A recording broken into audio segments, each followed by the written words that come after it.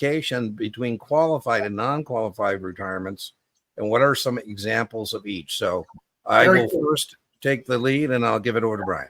Very good. I say as a test taker that when you hear non-qualified, you should be thinking of a variable annuity, and you have a cost basis. Now, that's not really what the word means.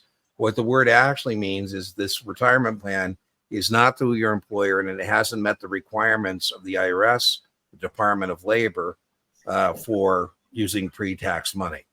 So that's the actually. But for me as a test taker, I think qualified, I'm using pre-tax money. It's a retirement from my employer, whether it's defined benefit, a defined contribution. The one that people are most familiar with is a 401k.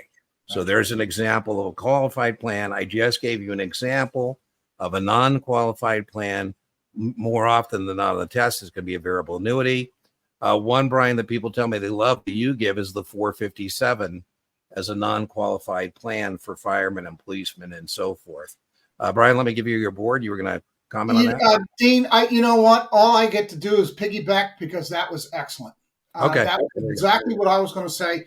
However, I will add this. This is a common question I actually get from a lot of people. We get it all the time. I know. And the only thing I would add to it would be a little visualization, just what Dean said.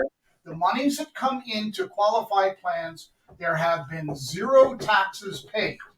Therefore, it's a zero cost basis.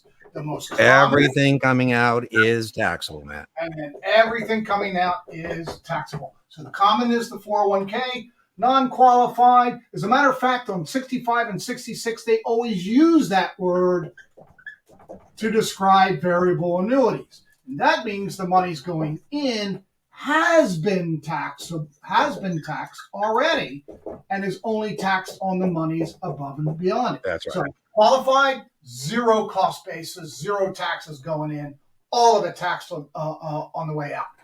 Non-qualified is using money that's already been taxed. And then what comes out is only the taxable stuff, and that's where the LIFO comes in because the IRS. That's right, LIFO. Before you die. Right, that's exactly right. And Matt, please note, even yours truly, I've messed up doing questions. 3 letters, N-O-N, change your answer.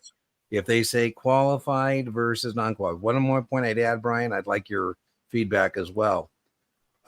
We have what are called tax-sheltered annuities. That's right, TSAs. And those would be for employees of 501Cs or 403Bs, educational institutions or nonprofits.